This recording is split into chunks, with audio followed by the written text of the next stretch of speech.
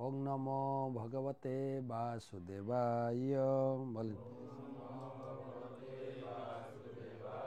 ओम नमो भगवते वासुदेवाय। ओम नमो भगवते वासुदेवाय।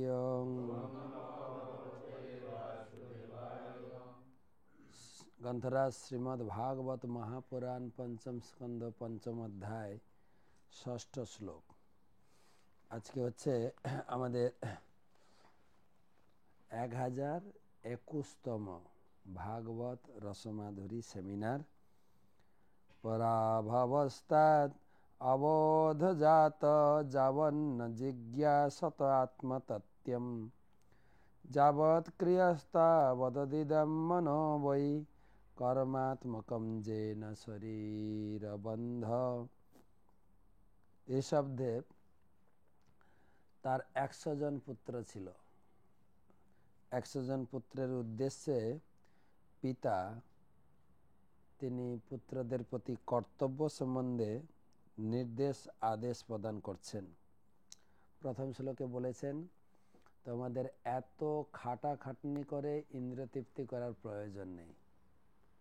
হরি সেবা করো, হরি পূজা করো, তাহলে অনন্ত সুখ পাবে। আজকের শ্লোকে অনুবাদ, জীব যতক্ষণ পর্যন্ত আত্মতত্ত্ব সম্বন্ধে জানতে অভিলাষ না করে ততক্ষণ পর্যন্ত সে জড়া প্রকৃতির প্রভাবে পরাস্ত হয়ে অবিদ্যাজনিত ক্লেশ ভোগ করে। যতদিন গীতা ভাগবতমের জ্ঞান লাভ করবে না ততদিন তাকে দুঃখ ভোগ করতেই হবে। পাপ অথবা পুণ্য উভয় প্রকার কর্মই কর্মফল উৎপন্ন করে। যে কোনো প্রকারে কর্মে রুচি থাকলেই মন কর্মাত্মক হয়, অর্থাৎ সকাম কর্মের বাসনা আসক্ত হয়। মন যতক্ষণ কলুষিত থাকে ততক্ষণ চেতনা আচ্ছাদিত থাকে। তার ফলে জীব সকাম কর্মে প্রবৃত্ত হয় এবং তাকে একের পর এক জড়দেহ ধারণ করতে হয়।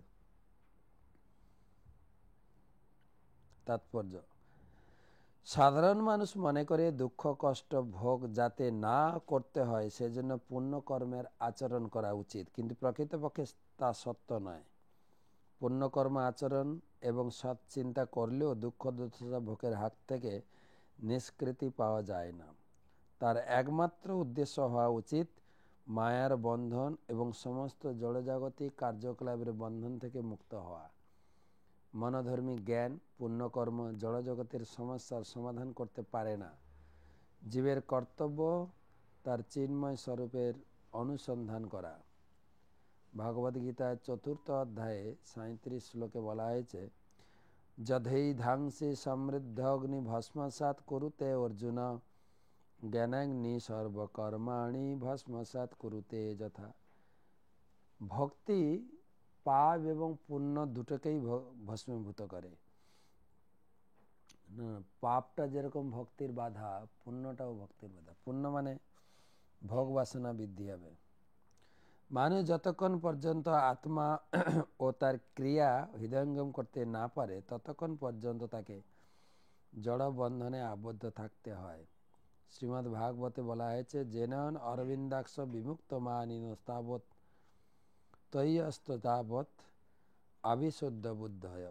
যে ব্যক্তি ভগবত ভক্তি সম্বন্ধে অবগত নয় সে নিজেকে মুক্ত বলে অভিমানও করে, তবু সে মুক্ত নয়। আরোহ্য কৃচ্ছ্রেণ পদম পদম তত পতন্তি অধ অনাদৃত যুষ্মন অঙ্গ্রয়। সেই ব্যক্তি নির্বিশেষ ব্রহ্মবাদ হলেও ভগবানের পাদপদ্মের সেবায় মহিমা অবগত না হওয়ার ফলে পুনরায় তাকে জড়জগতে অধঃপতিত হতে হয়। মানুষ যতক্ষণ কর্ম ও জ্ঞানের প্রতি আসক্ত থাকে ততক্ষণ তাকে জন্ম মৃত্যু জরাব্যাধির ক্লেশ ভোগ করতে হয়। কর্মীদের অবশ্যই এক দেহ থেকে এক দেহে আরেক দেহে স্থানান্তরিত হতে হয়। জ্ঞানীদের সর্বোচ্চ উপলব্ধি স্তরে উন্নীত না হওয়া পর্যন্ত তাকে জড়জগতে প্রত্যাবর্তন করতে হয়। বহুনাম জন্মনা আবন্তে জ্ঞানম আমনাম প্রপদ্যতে। মূল কথা হচ্ছে শ্রীকৃষ্ণ বা বাসুদেবকে সর্বকারণে পরম কারণ রূপে জেনে তার শরণাগত হওয়া। কর্মীরা সেই কথা জানে না, কিন্তু ভগবত ভক্ত সর্বতভাবে ভগবানের সেবায় যুক্ত। তিনি পূর্ণরূপে জানেন কর্ম কী এবং জ্ঞান কী। তাই সেই শুদ্ধ ভক্তি আর কর্ম জ্ঞানের প্রতি আগ্রহ হন না। অন্নাভিলাষিতা শূন্যম জ্ঞান কর্মাদি অনাবৃতম। শুদ্ধ ভক্তিতে জ্ঞান ও কর্মের লেশ মাত্র থাকে না। তাই শুদ্ধ ভক্তের জীবনের একমাত্র উদ্দেশ্য হচ্ছে ভগবানের সেবা করা। হরি বল। তো আমরা আজকের মূল আলোচনা গীতার সপ্তম অধ্যায়। আমরা প্রথম অধ্যায়ে আলোচনা করেছি যুদ্ধের প্রস্তুতি, দ্বিতীয় অধ্যায়ে আলোচনা করেছি গীতার সারাংশ, তৃতীয় অধ্যায়ে কর্মের আলোচনা হয়েছে, কর্ম কেন করতে হবে আর কর্মের প্রকারভেদ। চতুর্থ অধ্যায়ে জ্ঞান, জ্ঞানটা কি না ভগবানের জন্ম কর্ম জানাটাই হচ্ছে জ্ঞান। পঞ্চম অধ্যায়ে জ্ঞান যে লাভ করেছি তার ফল না পদ্মপত্রে ইমাম ভাষা, পদ্মপাতা জলে থাকলেও জল পদ্মপাতাকে ভেজাতে পারে না। যে ভগবত গীতার জ্ঞান লাভ করেছে তাকে জাগতিক কোনো প্রকার শোক আর দুঃখ বিচলিত করতে পারবে না। ষষ্ঠ অধ্যায় মন সংযমের কথা বলা হয়েছে। সপ্তম অধ্যায় বিজ্ঞান যোগ, সেটাই আমরা আজকে আলোচনা করব এবং প্রতি অধ্যায়ের মাহাত্ম্য আলোচনা হচ্ছে। তো শুরু করা যায় আজকের গীতা আলোচনা। বন্দে অহম শ্রী গুরু শ্রীযুত পদকমলম শ্রী গুরুন বৈষ্ণবাংশ্চ শ্রীরূপম সাগ্রজাতম সহগণ রঘুনাথান্বিতম তম সজীবম সাদ্বৈতম সাবধূতম পরিজন সহিতম কৃষ্ণ চৈতন্য দেবম শ্রী রাধা কৃষ্ণ পাদন সহগণ ললিতা শ্রী বিশাখান্বিতাংশ্চ নমো ওং বিষ্ণুপাদায় কৃষ্ণ পৃষ্ঠায় ভূতলে শ্রীমতে জয় পতাকা স্বামিনিতি নামিনে নমাচার্য পাদায় নিতাই কৃপা প্রদায়িনে গৌরকথা ধামদায় নগর গ্রাম তারিণে নমো ওং বিষ্ণুপাদায় কৃষ্ণ পৃষ্ঠায় ভূতলে শ্রীমতে ভক্তি বেদান্ত স্বামিনিতি নামিনে নমস্তে সারস্বতে দেবে গৌরবাণী প্রচারিণে নির্বিশেষ শূন্যবাদী পাশ্চাত্য দেশ তারিণে। জয় শ্রীকৃষ্ণ, সবাই একসঙ্গে, শ্রীকৃষ্ণ চৈতন্য প্রভু নিত্যানন্দ শ্রী অদ্বৈত গদাধর শ্রীবাসাদি শ্রী গৌর ভক্তবৃন্দ। হরে কৃষ্ণ কৃষ্ণ কৃষ্ণ হরে রাম রাম রাম হরে হরে। আমরা রয়েছি বাহরাইন, বলরাম দেশ। কোন জায়গা এটা? Manama. Bahrain heart of the city, একদম সেন্ট্রাল পয়েন্টে আমরা আছি। আপনারা আমার সঙ্গে এখন বাহরাইনে থাকবেন, হ্যাঁ, ঠিক আছে। তো সপ্তম অধ্যায়ের মাহাত্ম্য আপনাদের মনে আছে নিশ্চয়ই। এই মাহাত্ম্য শোনাচ্ছেন নারায়ণ স্বয়ং লক্ষ্মীকে। সেই কথা আলোচনা হচ্ছে কৈলাসে, শিব শোনাচ্ছেন পার্বতীকে। এই যে গীতা মাহাত্ম্য বই, কত সুন্দর প্রত্যেক অধ্যায়ের। আর সেই কথা আমরা এখানে আলোচনা করছি। শুনেন, সপ্তম অধ্যায় পড়লে কি লাভ হবে। ভগবান শিব বললেন, প্রিয় পার্বতী, এখন তোমাকে ভগবত গীতার সপ্তম অধ্যায়ের মাহাত্ম্য বলবো, যা শ্রবণে অমৃত আস্বাদনের আনন্দ লাভ হবে। ভাই, তাহলে সকালে প্রসাদের সাথে খেতে হবে না, তাই না? পাটলিপুত্র নামে একটা বিরাট নগর ছিল। পাটলিপুত্র বর্তমান নাম হয়েছে জানেন, পাটনা। পাটলিপুত্র নরকের চতুর্দিকে, নগরের চতুর্দিকে অনেক বড় বড় সিংহ দরজা আছে। সেই নগরে শঙ্কুকর্ণ নামে এক ব্রাহ্মণ বাস করত। সে ছিল একজন ব্যবসায়ী, ব্রাহ্মণ, কিন্তু ব্যবসা করত।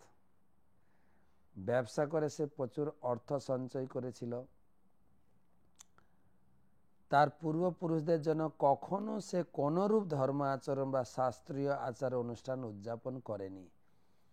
সে এত ধনী হয়েছিল যে রাজা মহারাজা পর্যন্ত তার গৃহে ভোজন করতেন।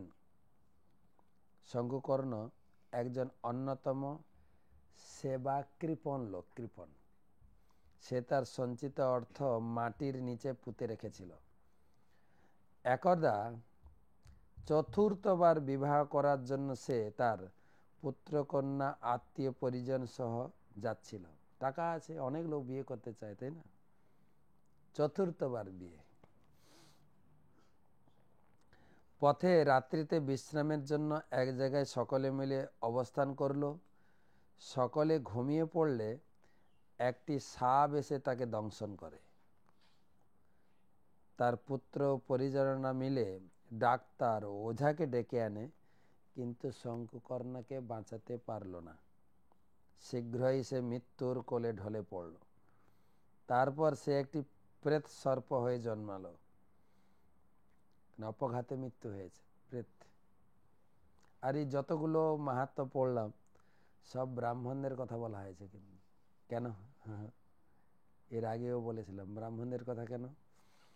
ব্রাহ্মণ ধর্মকর্ম নীতি নিয়ম জানে। সে যখন ধর্মকর্ম না করে তার উপরে শাস্তিটা বেশি হয়ে যাবে। যেরকম আমি আপনি কিছু চুরি করলে শাস্তি হবে, যদি পুলিশ চুরি করে বেশি শাস্তি হবে। কেন? পুলিশ নিয়ম কানুন জানে। ঠিক সেরকম সব অধ্যায়গুলো ব্রাহ্মণদের উপরে লেখা।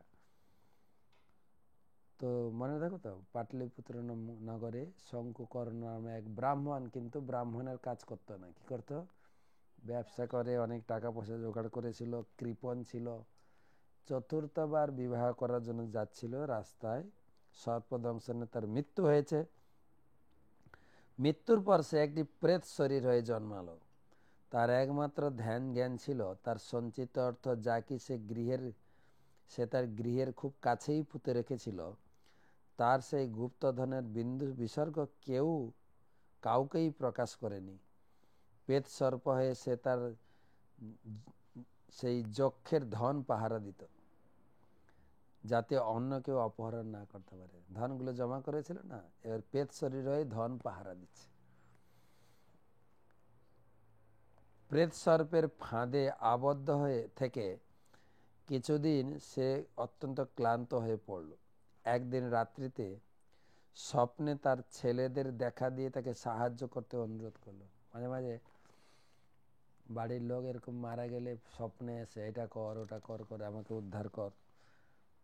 তো বাবা এসে ছেলেদের কাছে বলছে যে আমাকে সাহায্য করো। পরদিন সকালে তার অলস ছেলেরা ঘুম থেকে উঠে পরস্পর সেই স্বপ্ন বৃত্তান্ত বলা বলি করছিল। এক ছেলে একটা বড় কোদাল নিয়ে তার পিতৃ নির্দিষ্ট স্থানে চলে গেল। তার পিতা বলেছে অমুক জায়গায় অনেক ধন সম্পদ আছে। তার বড় ছেলে গেছে কোদাল টোদাল নিয়ে খুঁড়তে। নির্দিষ্ট স্থানে পৌঁছে সে বুঝতে পারল যে গুপ্তধনের সঠিক সন্ধানটি, সঠিক স্থান সম্বন্ধে সে ভালোভাবে অবগত নয়। এই ছেলেটি ছিল অত্যন্ত লোভী। অনেকক্ষণ ধরে সে স্থানটি খুঁজলো, খোঁড়াখুঁড়ি করেছে, কিন্তু পায়নি। সে একটি সর্পের গর্ত দেখতে পেল, আর সেটাকে দেখে আরো খুঁড়তে শুরু করলো। অল্প সময়ের পরেই বিরাট এক ভয়ঙ্কর সর্প এসে গর্ত থেকে বেরিয়ে এসে বলে, রে মূর্খ, কে তুমি? কেন এখানে এসেছ? কে তোমাকে পাঠিয়েছে? এখানটায় তুমি খুঁড়ছো কেন? আমার প্রশ্নগুলি শীঘ্র উত্তর দাও। পুত্রটি বলল, আমি তোমার ছেলে। শাস্ত্রের প্রমাণ দেখেন। হ্যাঁ, যে আমরা মৃত্যুবরণ করলে যে মনুষ্য হবে এমন মানে নেই। কিন্তু যদি ঘরের প্রতি খুব আসক্ত হয়, তাহলে ঘরে সাহাব বা কুকুর, অনেকদিন কুকুর ওই ঘর ছেড়ে যায় না, মানে ওই বাড়িতে আগে ও ছিল, বা ইঁদুর হয়ে বা এই সাপ হয়ে গেছে। পুত্রটি বলছে, আমি তোমার ছেলে, আমার নাম শিব। গত রাত্রে আমি স্বপ্নে দেখেছি এখানেই গুপ্তধন পোতা আছে, তুমি স্বপ্ন দিয়েছো, তাই আমি সেগুলো নিতে এসেছি। ছেলে শিবের কথা শুনে পেট সর্বটি হাসতে লাগলো। পরে বলল, তুমি যদি আমার ছেলে, তবে কেন এই নরককুণ্ড থেকে আমাকে উদ্ধার করতে এতদিন কোনো প্রয়োজনীয় শাস্ত্র অনুষ্ঠান করনি? বাবা মারা গেলে শ্রাদ্ধ অনুষ্ঠান করনি কেন? এখন ছেলে বলে দাবি করছো। আর শেষ জীবনে লোভের বশেই আমি আমার সাপের শরীর পেয়েছি, আর তোমরা এইদিকে অগ্রসর হচ্ছ। এমনিতে আমি লোভের বশবর্তী হয়ে সাপ হয়েছি, আর তোমরাও সাপ হবে নাকি? পুত্র জিজ্ঞাসা করলো, হে পিতা, কৃপা করে বলুন কিভাবে আপনি এই নারকীয় অবস্থা থেকে উদ্ধার পাবেন? পেট সর্বটি উত্তর দিল, কোনরূপ দান ধ্যান যোগ্য তপস্যার দ্বারা সম্ভব নয়, শুধু ভগবদ গীতার 7ম অধ্যায় পাঠ করলেই আমি জন্ম মৃত্যুর চক্র থেকে উদ্ধার পেয়ে যাব। হে প্রিয় পুত্র, দয়া করে আমার শ্রাদ্ধ শান্তি করো। ভগবদ গীতার 7ম অধ্যায় পাঠে পারদর্শী ব্রাহ্মণকে নিমন্ত্রণ করো। ব্রাহ্মণকে দিয়ে পাঠ করাবে, যারা ভালো উচ্চারণ করতে পারে। আমাদের দেশে বহু লোক বলে না, গীতা উচ্চারণ ভুল হলে পাপ হবে, এক্সপার্ট লোক এনে তুমি গীতা পাঠ করাবে। ব্রাহ্মণদের সেবা করো এবং উত্তম রূপে তাদের আহার দাও, দক্ষিণা দাও। অন্যান্য ভাইদের সঙ্গে পরামর্শ করে শিব তার পিতার নির্দেশ মতো ব্রাহ্মণকে ডেকে যথাসাধ্য সম্মান করে সেবা করল।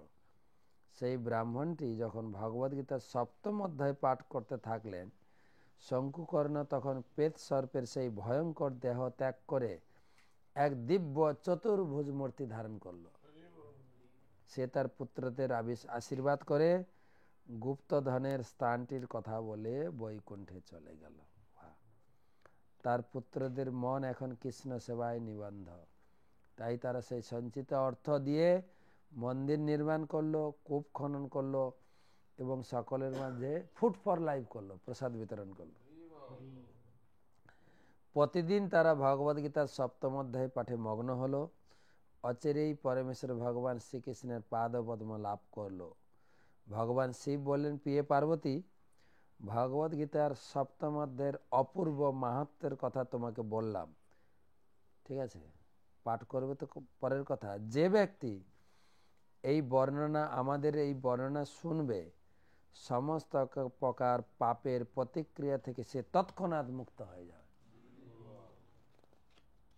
তো গীতা পাঠ, সেই জন্য আমাদের সমাজেও এটা প্রচলিত আছে। কিন্তু শ্রাদ্ধ শান্তিতে একটু গীতা পাঠ করে কি? হ্যাঁ, আমাদের গীতা পাঠ করে, ভাগবত পাঠ করে, চৈতন্য চৈতামৃত পাঠ করে, আর একটা মূল কাজ হচ্ছে হরিনাম করে। অনেক সময় আপনারা বিদেশে আছেন,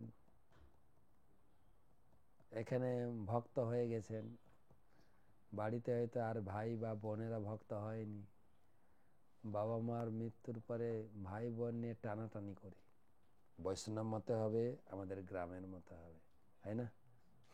কি হবে? তো ওই চক্করে না পড়ে যা লেখা আছে ওই রকম চললে ভালো। ওরা যা পারে করে না, ওরা গ্রামে আছে, সেখানে একটু গীতা পাঠ হবে, হরিনাম হবে, তাতেই বাবা মা উদ্ধার হয়ে যাবে। আলাদা কিছু টানা হিঁচড়ে করতে লাগবে না, ঠিক আছে? আর গীতা পাঠে এমনি লোকেও জানে, সেই জন্য বাইরের লোক যখন দেখে কেউ মারা যাচ্ছে, তার বুকের উপরে একটা গীতা রেখে দেয়। কিন্তু তা আমরা গীতা রাখলে হবে না, যদিও গীতার সংস্পর্শে এলেই মুক্তি লাভ করবে, কিন্তু আমরা গীতা পড়ব।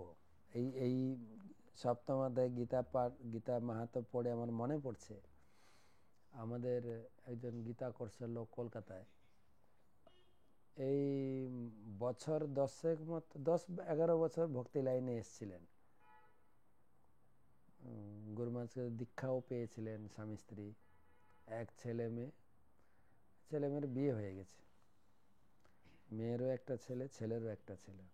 তো ছেলে বৌমা এবং নাতি, তারা অনুশীলনকারী ছিল, দীক্ষিত ছিল না। যেহেতু বাবা মা দীক্ষিত, তাই ঘরে প্রসাদ হতো এবং 4-6 মালা ছেলে বৌমা জব করতো, পুরো রেডি ছিল না। হঠাৎ ক্যান্সার হয়ে যায়। ক্যান্সারের উত্তর হচ্ছে নেই অ্যান্সার, তাই না? ক্যান্সারের কোনো অ্যান্সার নেই, ঠিক আছে। ডাক্তার সাজেস্ট করলো কি বলে কেমো থেরাপি, কটা হলো। ওনার ক্যান্সার ধরা পড়েছে অক্টোবরে, নভেম্বর মাসে ওনার কেমোথেরাপি হয়েছে কয়েকটা, একটু সুস্থ হয়েছিল, কিন্তু আবার অবস্থা খুব খারাপের দিকে যায়, বিছানা শয্যা হয়ে গেল। তো আমি মাঝে মাঝে যেতাম, আর ভদ্রলোক খুব সম্মানীয়, বেশি প্রতিপত্তি না, কিন্তু একটু নিজের সম্মান নিয়ে চলে বা সবাইকে একটু সম্মান করা ওনার একটা পরিপাটি ছিল। তো আমাকে খুব ডেকেছিল, সবাই গেছে, আমাদের গীতা কোর্সের লোকেরা দেখে এসছে, কেউ অসুস্থ হলে যায় তো ভগবানের প্রসাদ নিয়ে, চরণামৃত নিয়ে। তো আমাকে ডেকেছে নভেম্বর থেকে, আমি যেতে পারিনি। যাব তারপরে লাস্টে ফেব্রুয়ারি মাসে গেছিলাম।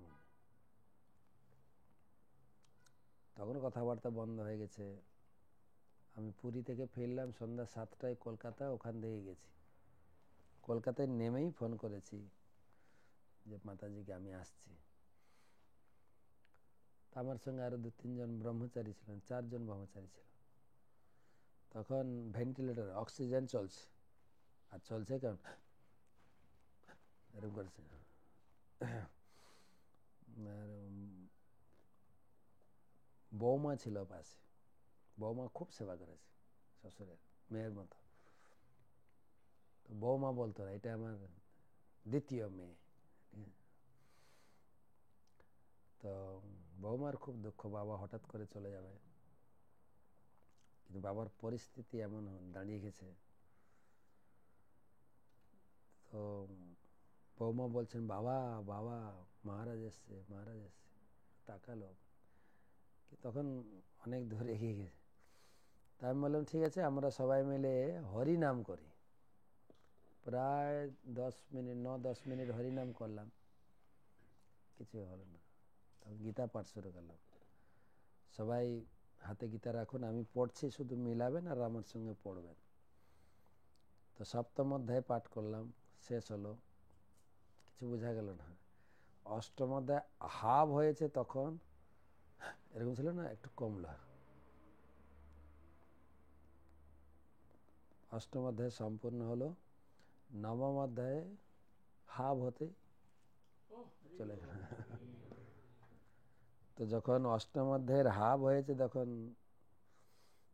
কমে গেল, তখন আমি একটা হাত বুকে রেখেছি আর গীতা পড়ছি, কন্টিনিউ, সবাই পড়বেন।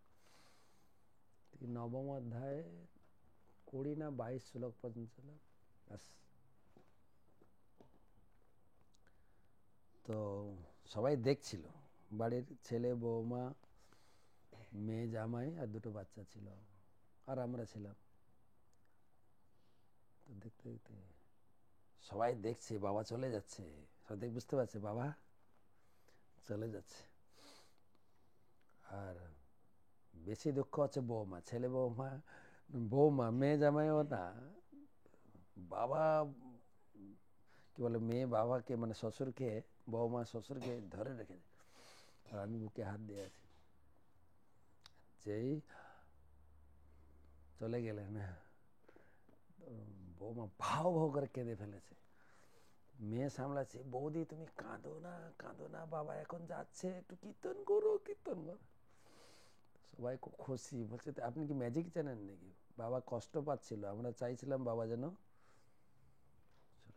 চলে। গীতা পাঠের কথা পড়তে মনে পড়ছে।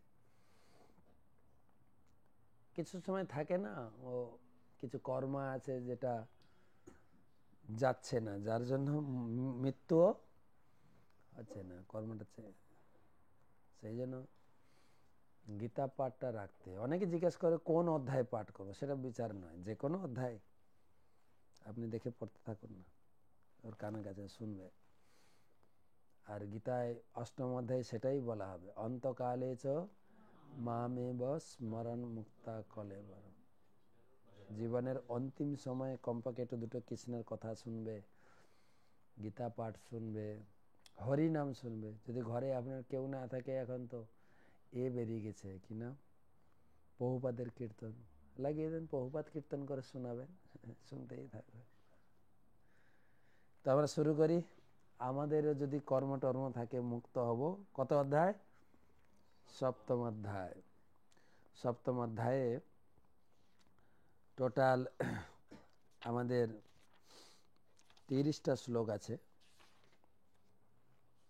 তা আমাদের হাতে কত মিনিট আছে? 15 মিনিট আছে। ঠিক আছে, শেষ করব। अथ विज्ञान योग सप्तम अध्याय। श्री भगवानुवाच मय्यासक्त मना पार्थ। गीता আছে মোবাইলে, গীতা আছে না? বের করেন। আর বাড়িতে গীতা আছে, গীতা নিয়ে পড়েন, আমার সঙ্গে সঙ্গে পড়ে যায়। সপ্তম অধ্যায় গীতা আছে, বের করেছেন। শ্রী ভগবান, একসঙ্গে পড়ি। শ্রী ভগবানুবাচ मय्यासक्त मना पार्थम योगम जुञ्जन्मदाश्रय असंशयं समग्रं मां যথা জ্ঞাস্যসি তৎশৃণু। তো আগের 6 অধ্যায় পর্যন্ত কর্ম নিয়ে আলোচনা হয়েছে। এখন আলোচনা শুরু হচ্ছে ভক্তি, সপ্তম থেকে দ্বাদশ। তো ভগবান বলছেন কিভাবে আমাকে ভক্তি করবে, আমার কাছ থেকে শোনো, আমি বলছি। জ্ঞানম তেহম সবিজ্ঞানম ইদম বক্সামি অশেষতঃ যৎ জ্ঞাত্তা নেহ ভূয় অন্যৎ জ্ঞাতব্যম অবশিষ্যতে। তোমাকে আজকে সপ্তম অধ্যায়ের কথা বলবো। এটা কিন্তু বিজ্ঞান সমন্বিত, সবিজ্ঞানম, জ্ঞান শুধু না, বিজ্ঞান সমন্বিত জ্ঞান দেব, যে জ্ঞান জানলে আর তোমার অন্য কিছু জানার দরকার নেই। জাগতিক লোক বিজ্ঞান মানে কি জানে, আর এখানে গীতায় বলা হয়েছে বিজ্ঞান মানে কি। জাগতিক লোক বিজ্ঞান মানে বিশ্লেষণ পূর্বক বা রিসার্চ করা জ্ঞান। তারা রিসার্চ করে করে জানতে পেরেছে যে আমাদের পূর্বপুরুষ কারা ছিল? বাঁদর ছিল। জীবন বিজ্ঞানে পড়েছি না, ইভলিউশন থিওরি, কি বলে, বিবর্তনবাদ। আমরা কোথা থেকে জন্মেছি? বাঁদর থেকে বনমানুষ, বনমানুষ থেকে মানুষ। কিন্তু ওটা হচ্ছে ভুল জ্ঞান। তাই ভগবান এখানে বিজ্ঞান সম্মত জ্ঞান দিচ্ছেন, যে উপলব্ধি জ্ঞান। বিজ্ঞান মানে উপলব্ধি। ধরুন হরিনাম করলে তুমি, ধরো আমাদের আমাদের কলকাতায় কেশি দাসের রসগোল্লা নাম শুনবেন, খুব প্রসিদ্ধ। কেশি দাসের রসগোল্লা স্পঞ্জের মতো নরম, খুব স্বাদিষ্ট, খেলে বল বৃদ্ধি, টেস্টি খুব। তো এটা আমি শুনলাম, এটাকে বলে জ্ঞান। বিজ্ঞানটা কখন হবে? যখন আমি নিজে খাবো, এটাকে বলে বিজ্ঞান। যখন আমি খাবো আসলে ওটা স্পঞ্জ না। স্পঞ্জ কেউ খায় নাকি? স্পঞ্জের থেকে আরো বেটার জিনিস, যেটা মুখে দিলে, স্পঞ্জ তো গলে না, কিন্তু কেশি দাসের রসগোল্লা মুখে দিলে গলবে এবং পাকস্থলিতে যাবে। সুতরাং জ্ঞান একটা জিনিস, বোঝানোর জন্য কিছু করা হয়, কিন্তু উপলব্ধি হচ্ছে বিজ্ঞান। তো ভগবান বলছে তোমাকে এমন কিছু কথা বলবো তুমি উপলব্ধি করতে পারবে, কিন্তু একটা কন্ডিশন। মনুষ্যানাম সহস্রেষু কশ্চিৎ যততি সিদ্ধ, জোরে জোরে বলি, যততামপি সিদ্ধ্যানাম কশ্চিৎ মাং বেত্তি তত্তদঃ। এই জ্ঞান সবাই উপলব্ধি করতে পারবে না, সবাইকে চান্স আমি দেব না। সহস্র সহস্র মানুষের মধ্যে 2-1 জন চেষ্টা করবে, চেষ্টাকামীদের মধ্যে 2-1 জন সফল হবে। তো আপনারা আবার নিরুৎসাহিত হচ্ছেন না তো আমার কথা শুনে? লটারির টিকিট ফার্স্ট প্রথম পুরস্কার কটা থাকে? একটাই। তো কিন্তু টিকিট তো বিক্রি হয়, লক্ষ নয়, অনেক টিকিট আছে। এখন ডেয়ার কোম্পানি এসছে আমাদের ইন্ডিয়াতে, কোটি কোটি টিকিট বিক্রি, সবাই তো সবার লক্ষ্য কি প্রথম পুরস্কারটা আমি পাবো। তো সেই রকম সহস্র সহস্র মানুষের ভিতরে দুই একজন গীতার জ্ঞান লাভ করতে পারে, আমি লাভ করতে পারি, চেষ্টা ছাড়বেন কেন? ভগবান বোঝাতে চাইছেন যে খুব কঠিন, সবাই গীতা পড়তে পারে, সবাই শুনতেও পারে, কিন্তু সবাইকে উপলব্ধি করানোর সুযোগ আমি দেব না, ভগবান ডাইরেক্ট বলে দিয়েছে। এবারে বিজ্ঞান যোগ শুরু হচ্ছে। বিজ্ঞান মানে বিশ্লেষণ করে ভগবান বুঝাবেন। এই শ্লোকটাকে গতকালকে গত পরশু দিন অনেকবার বলেছে এই শ্লোক, দেখেন, ভূমি অপ অনল বায়ু খং মন বুদ্ধিরে বচ অহংকার ইতি মে ভিন্যা প্রকৃতি অষ্টধা। ভগবান বলছেন তুমি, তোমার উচিত আমাকে পূজা করা। কেন না? এই যে তোমরা শরীর পেয়েছ, এই শরীরে 8টা উপাদান আছে, সেই 8টা উপাদান আমি তৈরি করেছি। গতকালকেও আলোচনা করছিলাম যে বিল্ডিং, এখানে ধরো 5টা উপাদান আছে, রড, সিমেন্ট, ইট, বালু আর কংক্রিট। আপনি কিনে দিয়েছেন, ইঞ্জিনিয়ার বাড়ি বানিয়েছে, বাড়িটা কার? আপনার, আপনি যেহেতু কিনেছেন। ভগবান বলছেন তোমার শরীরটাও তৈরি হয়েছে 8টা উপাদান আমি তৈরি করেছি। কি কি? অনুবাদে ভূমি, জল, অগ্নি, বায়ু, আকাশ, মন, বুদ্ধি, অহংকার। আর কোথায় মাখানো হয়েছে? মায়ের গর্ভে মাখানো হয়েছে, একটা শরীর দেওয়া হয়েছে। বলেছিলেন না ভগবান, ভ মানে মনে আছে? ভ মানে ভূমি, গ মানে গগন, মিলছে কিনা দেখেন, গগন, ব মানে বায়ু, অ মানে অগ্নি, ন মানে, এই 5টা জিনিস এখানে বর্ণনা করছেন ভগবান। আর শুধু শরীর হলে হবে না তো। যেরকম আপনি একটা দামি কম ল্যাপটপ কিনবেন, কি বলে, এঁঠো আপেল বলে আমাদের দেশে, না আপেলটা আবার খাওয়া, তাই না? এঁঠো আপেল নাম দিয়েছে নতুন। তো ল্যাপটপ দামি আপেলের ল্যাপটপ কিনলেন, তো কিন্তু যদি যদি যদি তাতে কারেন্ট বা ইলেকট্রিক বৈদ্যুতিক সংযোগ না দেওয়া হয়, কম্পিউটার চলবে কিনা? তো আমরা মনুষ্য শরীর পেয়েছি, স্ত্রী শরীর, পুরুষ শরীর, সুন্দর সুন্দরী, কিন্তু যদি আত্মা না থাকে শরীরে, বিউটি পার্লারে গেলেও সাজা যাবে না, আত্মা নেই তো। তো ভগবান বলছেন সেই আত্মাটাও আমি দিয়েছি, electric connection, cordless sim card ঢুকিয়েছেন ভগবান সবার ভিতরে। দেখেন 5 নম্বর শ্লোকে, অপরিয়মিত স্তন্যাং প্রকৃতিং বিদ্ধি মে পরম জীবভূতাং মহাবাহো জয় দম ধার যতে জগৎ। শুধু শরীর নয়, শরীরের ভিতরে যে আত্মা, সেটা হচ্ছে আমার অংশ, আমি দিয়েছি। তাই এই শরীরের মালিক, শরীরের ভিতরে আত্মা, দুটোরই মালিককে? বিলংস টু গড, ভগবান। তাই ভগবান ক্লেম করছেন 6 নম্বর শ্লোকে, এতৎ জনিনি ভূতানি, একসঙ্গে, এতৎ জনিনি ভূতানি সর্বাণি ইতি উপধারয় অহম কৃষ্ণস্য জগত প্রভব প্রলয়স্ততা। এতৎ জনিনি ভূতানি সর্বাণি ইতি উপধারয়, আমি এইভাবে সবাইকে ধারণ করে রেখেছি। শুধু তোমাকে বানিয়েছি তা না, তোমার পালন পোষণ সব আমি করছি। কেননা বায়ু সাপ্লাই দিচ্ছি, জল সাপ্লাই দিচ্ছি। এই ভূমি যেখানে আপনি বসে আছেন বাহারাইনে, বাহারিনের গভর্নমেন্ট বানায়নি, কে বানিয়েছে? আমি বানিয়েছি। ভগবান বলছে আমি বানিয়েছি। আমি তোমাকে তেল গ্যাস দিয়েছি নাকি না বাহারিন কোম্পানি আগে থেকে তেল গ্যাস মাটির ভিতরে ঢুকিয়ে রেখেছিল? কোনটা? আমি দিয়েছি, ভগবান ক্লেম করে। তাই আমাকে তোমার ভজন করতেই হবে।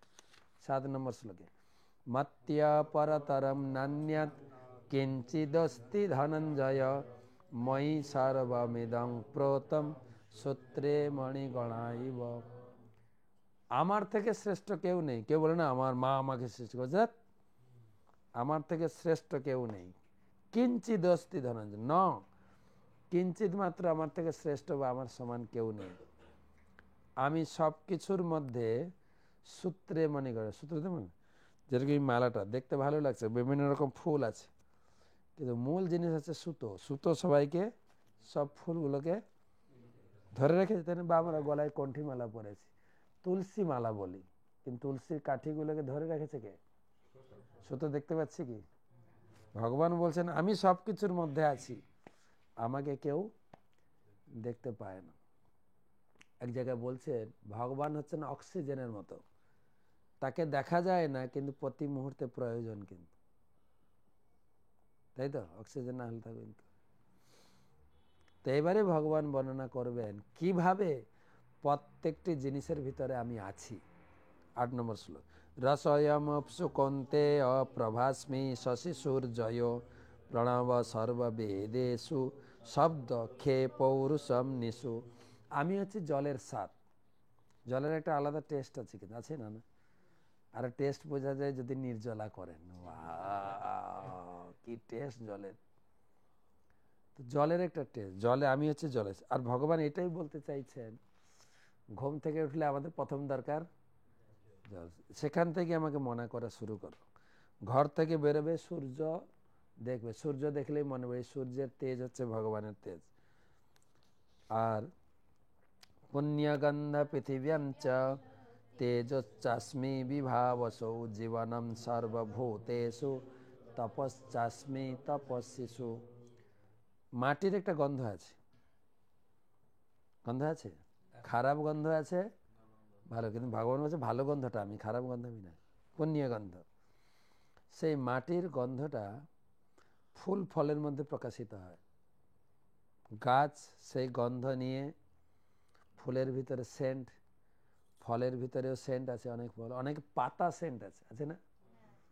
তেজপাতাটা একটু দলে নাকে শুকবেন, কাঁচা তেজপাতা, কিছু কিছু আছে খুব সেন্ট। হ্যাঁ, নীলগিরি বা এমনি তুলসীরও একটা সেন্ট আছে। তুলসী একটা, আমরা যে তুলসী ইউজ করি, বা পাহাড় পর্বতে একটা তুলসী হয়, খুব সেন্ট। লেবু পাতায় আছে, হ্যাঁ। কিন্তু বর্তমানে আমরা কেমিক্যাল ইউজ করতে গিয়ে এই গন্ধটা, অরিজিনাল গন্ধটা আসে না। তো সেজন্য বলছেন আমি হচ্ছে মাটির পবিত্র গন্ধ, তপস্বীদের জীবনম সর্বভূতেষু। তোমার জীবন কিন্তু আমার হাতে, রাখে হরি। ভগবান নিজে ক্লেম করছেন জীবনম সর্বভূতে। দেখেন, সর্বভূতের জীবন হচ্ছে আমি।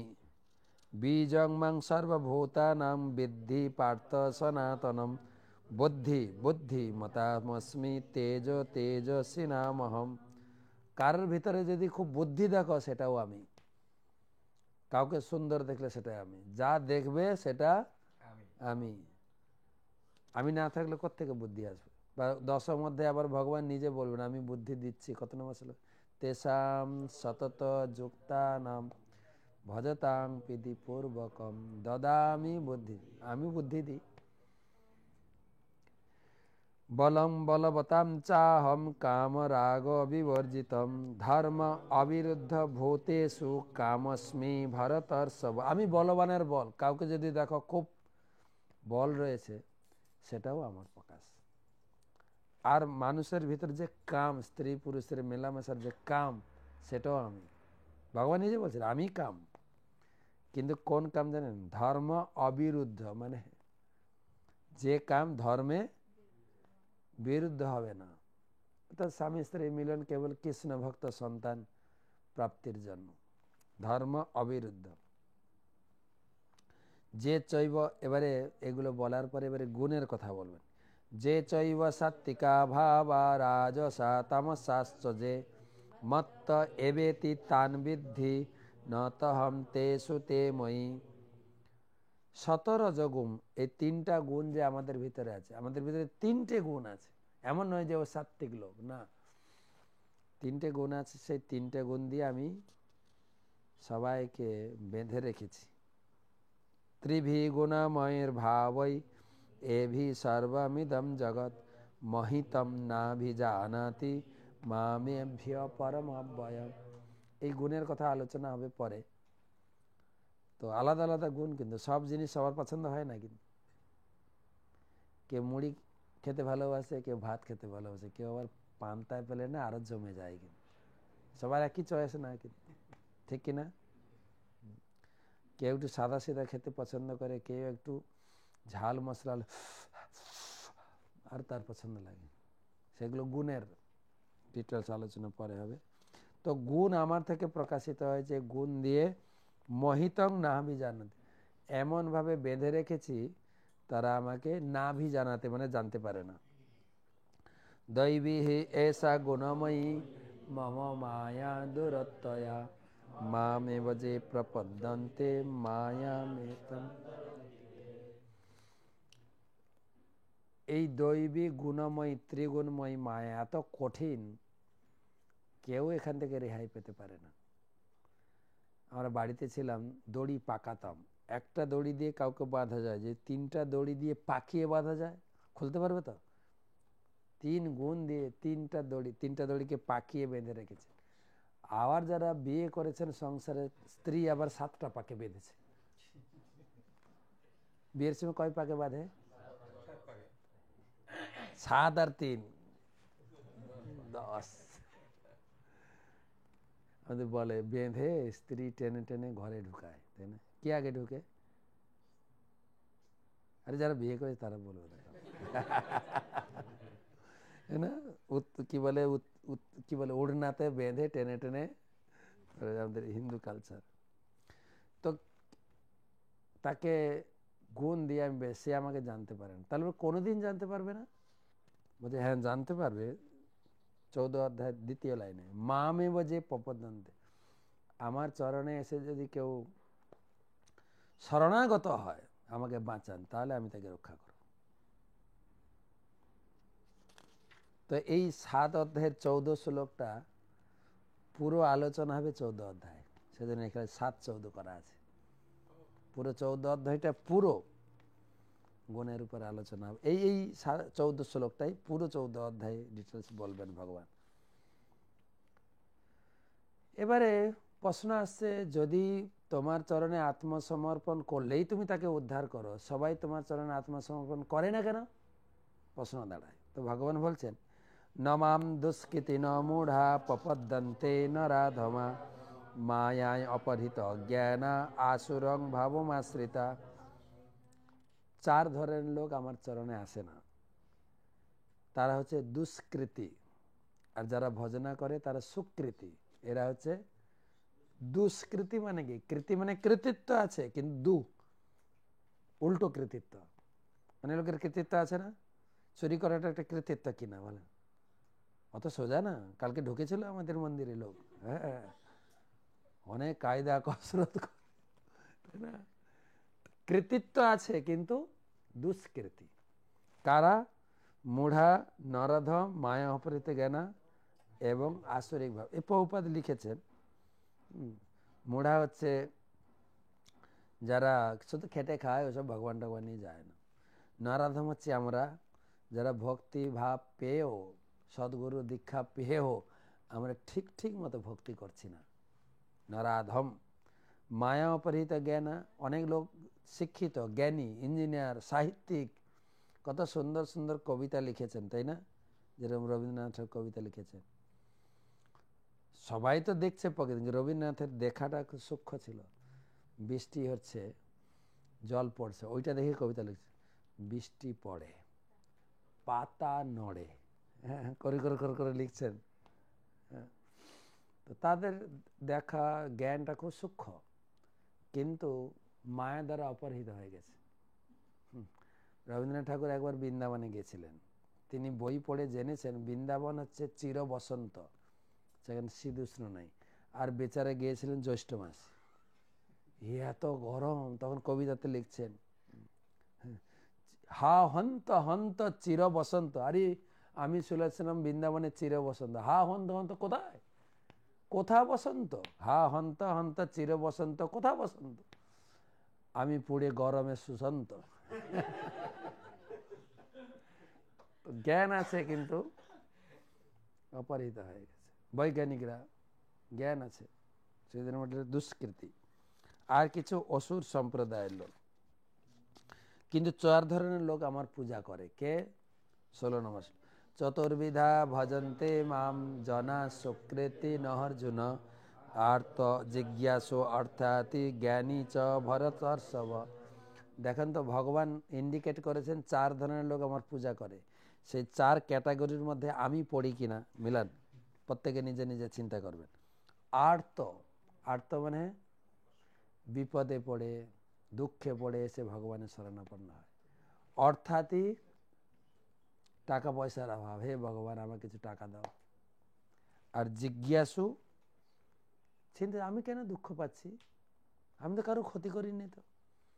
আর জ্ঞানী গীতা ভাগবতম পড়ে জানতে পেরেছে। এই 4টি ক্যাটাগরির মধ্যে প্রত্যেকে এসে যাব, কিন্তু কিছুটা কিছু বিপদে পড়ে, অর্থের অভাবে, অথবা জ্ঞানী অথবা জিজ্ঞাসু আসে কিনা মিলিয়ে মিলিয়ে দেখবেন। কিন্তু এই 4 ধরনের ভিতরে ভগবান বলছেন তেষাম জ্ঞানী নিত্য যুক্ত এক ভক্তি বিশেষতে প্রিয় হি জ্ঞানী ন অত্যত্ম অহম স চ মম প্রিয়। এই 4 ধরনের ভিতরে জ্ঞানী শ্রেষ্ঠ। উদারা সর্ব এবৈতে জ্ঞানী তাত্মৈব মে মতম আস্যেত স হি যুক্তাত্মা মা মে অনুত্তমাম গতিম। সকলেই মহাত্মা 4 ধরন, কিন্তু জ্ঞানী শ্রেষ্ঠ। কেন বলেন তো? না, যে আর্ত বিপদে পড়ে আসছে, বিপদ কেটে গেলে ভগবানকে ভুলে যাবে। অর্থাৎই টাকার অভাবে ভগবানের কাছে চাকরি দাও, কিছু টাকার ব্যবস্থা করে, টাকা পেয়ে গেলে ভগবান ভুলে যাবে। কিন্তু যারা জ্ঞানী ও ভগবানকে ভুলবে না, মনে রাখবে আমার সঙ্গে ভগবানের কি সম্পর্ক। বহু নাম জন্ম নাবন্তে জ্ঞান মাম নাম প্রপদ্যতে বাসুদেব সর্বমূর্তি সমাত্মা শুধু। কিন্তু সেই জ্ঞানী বহু বহু জন্ম তপস্যা করে তবে আমার ভজনা করবে। তাই প্রভুপাদ বলেছেন আমরা যেহেতু ভগবানের সেবা যুক্ত হয়েছি, তাই আমাদের বহু বহু জন্ম কেটে গেছে জ্ঞানের। এবারে দেবদেবীর উপাসনা সম্পর্কে বলেছেন, আমরা তো এটা একটু ভালো করে জানবো। দেবদেবী সম্পর্কে ভগবান 3টি অধ্যায়ে একদম হিট করে বলেছেন দেবদেবীর পূজা করো না, আমার পূজা করো। কামস্তৈ হিত জ্ঞান প্রপদ্যন্তে অন্ন দেবতা তং তং নিয়মমস্তায় প্রকৃতা নিয়তাশয়া। যাদের কামনা বাসনার দ্বারা হৃদয়টা হৃত চুরি হয়ে গেছে, তাদেরকে আর বোঝানো যায় না, তারা দেবদেবীর পূজা করে। কামস্তৈ হৃত হৃত হৃদয় চুরি হয়ে গেছে, তাদেরকে আর বুঝালেও বোঝে না। যো যো জাংজম তনুং ভক্তম শ্রদ্ধায়াম অর্চিতুম ইচ্ছতি তস্য তস্য চলাম শ্রদ্ধা তামেম বিদধামহম। আমি তো সকলের হৃদয়ে আছি, যে যে দেবতার পূজা করতে ইচ্ছা করে আমি ওখানেই পাঠিয়ে দিই, চাও পূজা করো। একটু যদি 5 আঙ্গুলের সেবা করতে হয় তাও করো, যাও যাও। সতয়া শ্রদ্ধয়া যুক্তস্তস্য আরাধনম ইহতে লভতে চ ততো কামৈ ততো কামান ময়ীব বিহিতান হিতাম। সে যে দেবদেবীর পূজা করে শ্রদ্ধা লাগে, সে শ্রদ্ধাটাও আমি দিচ্ছি। আমি ভিতর থেকে শ্রদ্ধা না জাগলে ও দেবদেবীর পূজাও করতে হবে। আর দেবদেবীকে পূজা করে যে ফলটা পায় সেটাও আমি দিচ্ছি। এখন প্রশ্ন হবে, আমি দেবদেবীর পূজা করে, কালী মায়ের পূজা করে, দুর্গা পূজা করে, লক্ষ্মী পূজা করে পেয়েছি কিছু। ভগবান এখানে বলছেন লক্ষ্মী তোমাকে যে দিয়েছে সেটা আমি দিয়েছি। আপনি প্রশ্ন করবেন কে দিয়েছে, আমার তো জানা দরকার নেই, আমার পেলেই হলো, রাইট? সে মা লক্ষ্মী নিজের পকেট থেকে দিক আর কৃষ্ণের কাছ থেকে ধার করে দিক, আমার পেলেই হলো। পার্থক্যটা কি? তখন ভগবান বুঝাচ্ছেন অন্ত বন্ত ফলম তেষাম তদ্ভবত্ত অল্পমেধসাম দেবান দেবজ জানতি মদ্ভক্তা জানতি মামফি। দেবদেবীর কাছ থেকে যে ফল পাবে ওটা অস্থায়ী, ক্ষণস্থায়ী। শিবের কাছ থেকে বিকাশুর বর পেয়েছিল না? রাবণ শিবের কাছ থেকে বর পেয়েছিল। হিরণ্যকশিপু ব্রহ্মার কাছ থেকে বর পেয়েছে, কি টিকেনি বর? টিকেছে না। তাই তাদের দেওয়া বর অস্থায়ী, আমি যেটা দেব চিরস্থায়ী। এর আগেও তোমাকে বলেছি নেয়াবি ক্রমণা সহস্তে, নিত্য ফল তোমাকে দেব। এটা হচ্ছে পার্থক্য। দেবদেবীর কাছ থেকে পেলেও ভরসা নেই। তো এবারে প্রসঙ্গ শেষ হয়ে গেল এই অধ্যায়। আরেকটু খুঁটিয়ে বলছেন, অব্যক্তং ব্যক্তিমাপন্য মন্যতে মাম অবুদ্ধয় পরম ভাব জানন্ত মম অব্যয়ম অনুত্তম। আরেকটা কথা মনে রাখো, দেবদেবী পূজা করার দরকার নেই। আবার আমার পূজার ভিতরে দুটো ভাগ আছে, নিরাকার আর সাকার। যারা সাকার পূজা করে তারা ঠিক আছে, যারা নিরাকারের পূজা করে, ওম ধ্যান করে, ভগবান নিরাকার, তারা বুদ্ধিহীন, অবুদ্ধয়। দেবদেবীর পূজা, যারা আমার পূজা করে বুদ্ধিমান মহাত্মা, যারা দেবদেবীর পূজা করে অল্প বুদ্ধয়, বুদ্ধি কম। আর যারা আমার নিরাকার উপাসনা করে অবুদ্ধি, বুদ্ধি নেই। ভগবান কেন বলেছেন বলেন তো? যদি আপনাকে কেউ প্রশ্ন করে, আপনাকে প্রশ্ন করলো, তুমি কি বলে হর্ষবর্ধন প্রভুর বাড়িতে গেছিলে? হ্যাঁ গেছিলাম। ওখানে ভাগবত মহারাজ আসার কথা ছিল, এসছিলেন? না তো, ভাগবত মহারাজ বলে কোনো ব্যক্তি ছিল না। না না, এখন দেখেন আমি 1 ঘন্টা বসে আপনাদের সামনে বক বক করলাম, এবার আমার সম্বন্ধে যদি কথা আসে আমার কানে যে ভাগবত মহারাজ বলে কোনো ব্যক্তি নেই, তা আমার দুঃখ হবে না সুখ হবে? কোনটা? ভগবান দাঁড়িয়ে কুরুক্ষেত্রের মাঠে গীতার জ্ঞান দিলেন, অর্জুনের হয়ে যুদ্ধ করলেন, আর বলছে কৃষ্ণ বলে কোনো ব্যক্তি নেই। ভগবান রেগে মেগে বলেছেন, বুদ্ধিহীন কথা। এর ব্যাপারে প্রভুপাদ অনেক বড় তাৎপর্য লিখেছে। তো মনে থাকবে, যারা ভগবানের পূজা করে বুদ্ধিমান, যারা দেবদেবীর পূজা করে অল্প বুদ্ধি, যারা নিরাকারের পূজা করে নাহং প্রকাশ সর্বস্য যোগো মায়া সমাবৃতম মূঢ়য়ম নাভিজানাতি লোকং মাম অজম অব্যয়। আমি সব জায়গায় আছি কিন্তু কেউ দেখতে পারে না। অনেক সময় আছে না, কারে যারা আপনার ড্রাইভিং করেন বা কারে চড়েন, এটা কালো গ্লাস থাকে, আপনি সবাইকে দেখতে পাবেন বাইরে, কিন্তু ভিতরে কি হচ্ছে বাইরে থেকে দেখা যায় না। ভগবান আমি সেই রকম, আমি সব দেখছি কি হচ্ছে, তা আমাকে কেউ দেখতে পায় না। নাহং প্রকাশ। আমাদের শিবগোস্বামী গুরু মহারাজ বলেন যে সর্বত্র কৃষ্ণের রূপ করে ঝলমল, সেই দেখিবারে পায় যার আঁখি নির্মল। চোখ যার পরিষ্কার আছে সব জায়গায় ভগবানকে দেখতে। ভগবান এখানে বলছেন সবাইকে আমি দর্শন দিই না, কিন্তু বেদাহম সমিতিতানি বর্তমানানি চার্জুন ভবিষ্যানি চ ভূতানি মাম তো বেদ ন কশ্চন। অতীতে কি হয়েছে, এখন কি হচ্ছে, ভবিষ্যতে কি হবে, সব আমি জানি। তোমার লাইফ স্প্যানও আমি সব জানি, আগে কি করেছো, এখন কি করছো, আর ভবিষ্যতে তোমার কি গতি, সব আমি জানি। ভগবান বলছে ইচ্ছাদেশ সমুত্থেন দ্বন্দ্বমোহেন ভারত সর্বভূতানি সম্মোহম স্বর্গে জাতি পরম গতি।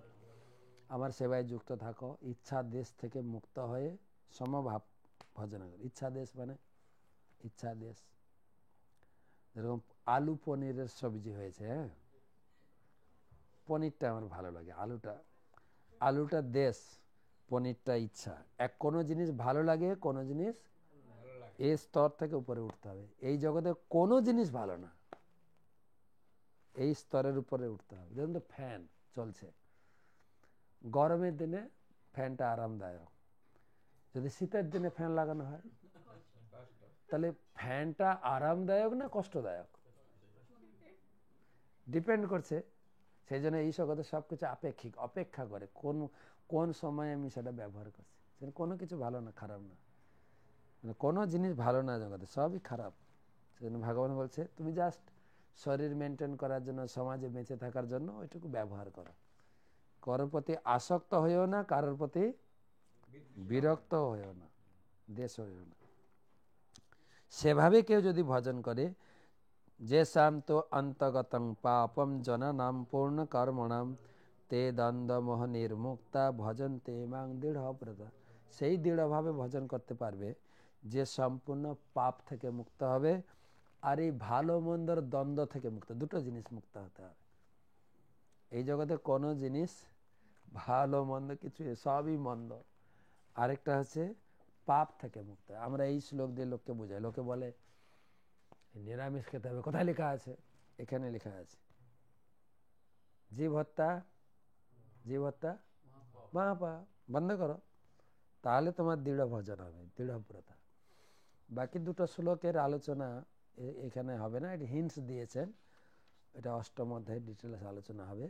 জরা মরণ মোক্ষায় মামাশ্রিত যতন্তি যে তে ব্রহ্ম তদ্বিদো কৃষ্ণম আধ্যাত্মম কর্ম চাখিলম। জন্ম মৃত্যু থেকে মুক্তি লাভ করতে গেলে কয়টা তত্ত্ব জানতে হবে। কি কি? ব্রহ্মভূত তত্ত্ব, কর্মতত্ত্ব, অধ্যাত্ম তত্ত্ব, সাধিভূতাধি দৈবম মাম সাধি যজ্ঞম চ যে বিদু প্রয়াণ কালপি চ মাম তে বিদুর্যুক্ত তে অধিভূত তত্ত্ব, অধিদৈব তত্ত্ব, অধিযজ্ঞ, এগুলো ভালো করে জানতে হবে। আর এটা আলোচনা হবে অষ্টম অধ্যায়। ইতি পরম তত্ত্বের সম্বন্ধে বিশেষ জ্ঞান বিষয়ক বিজ্ঞান যোগ নাম ভগবদ গীতার সপ্তম অধ্যায়ে ভক্তি বেদান্ত তাৎপর্য সমাপ্ত। কালকে আছে টকশো। হ্যাঁ, আমাদের বাহারিন কিভাবে কৃষ্ণ ভক্তি প্রচার হচ্ছে, বাহারিনে কি ভালো জিনিস আছে, হ্যাঁ আপনাদেরকে শোনাবো। দেখাতেও পারবো না, খাওয়াতেও পারবো না, আর ব্যবহার করাতে পারবো, শোনাবো। আর কিভাবে আমাদের প্রচার প্রসার বাহারিন চলছেন, গুরু মহারাজ কিভাবে প্রচার শুরু করলেন, বাহারিনের কথা শোনার জন্য কালকে রেডি থাকবেন, ঠিক আছে? কালকে টকশো, ঠিক আছে? তো এই কয়দিনে অনেক লোক গীতা দান করেছেন। একটু স্কোরটা পড়ে দিই। গীতা জয়ন্তী মাস উপলক্ষে আপনার গীতা দান এখনও গ্রহণ হচ্ছে। আর গীতা জয়ন্তীর দিনে যারা যারা গীতা দান করেছেন অনেকের এখনও মেসেজ চেক হয়নি, কি করা যাবে এখন, দুঃখিত। গীতা দান করেছেন শান্তি মাতাজি 11টি গীতা, অনুরাধা 4টি গীতা, অমৃতা শেঠি 6টি, শোভাময়ী চম্পকলতা দেবী দাসী 22টি গীতা, প্রিন্সেস ভৌমিক ইউকে থেকে 11টি গীতা, রুমা সাহা 11টি, যিশুদেব 11টি, সম্পদ দে 11টি, শ্রী রেণুবালা দাস 4টি, নীলাম্বরী পদ্মা দেবী দাসী 5টি, জয়ানন্দ গৌরহরি দাস 2টি, জীবনানন্দ বলরাম দাস 1টি, প্রতিমা হারিস 2টি, কে আর অনন্যা 2টি, বিজয় কুমার চানাবাসানার কিছু একটা আছে 11টি গীতা, সুভাষ দেশাই 11, ডক্টর এম কৃষ্ণমূর্তি 11, এসব ম্যাঙ্গালোর থেকে, গীতা মোহন 2টি, পম্পা ভারদ্বাজ 21টি গীতা, রামামণি 12টি গীতা, রজনী শেঠি 5টি, আশ্বিনী 12টি, পদ্মা কেমত 11টি, এম এ মোহন কৃষ্ণ দাস 11টি, বিনীতা গান্ধর্বিকা দেবী দাসী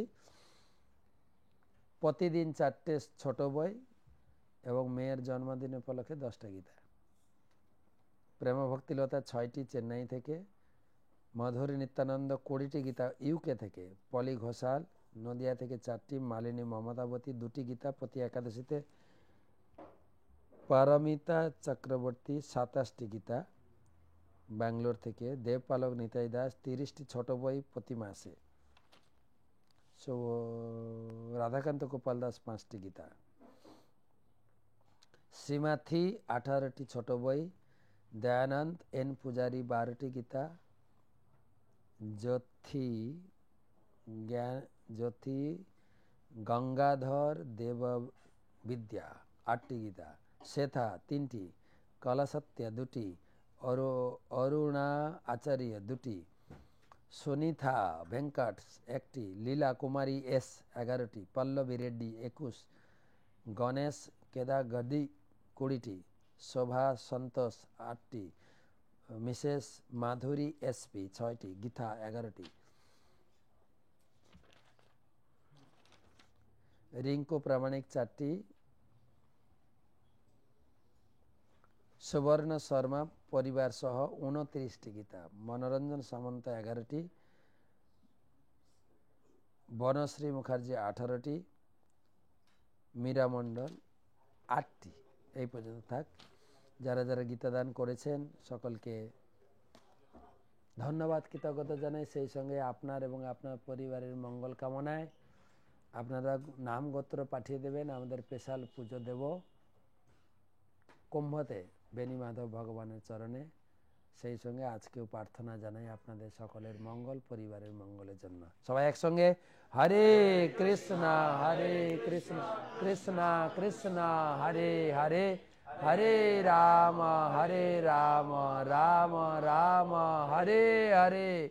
কুম্ভযাত্রা কি, গীতাদান মহোৎসব কি জয়, গীতা জয়ন্তী মহোৎসব কি জয়।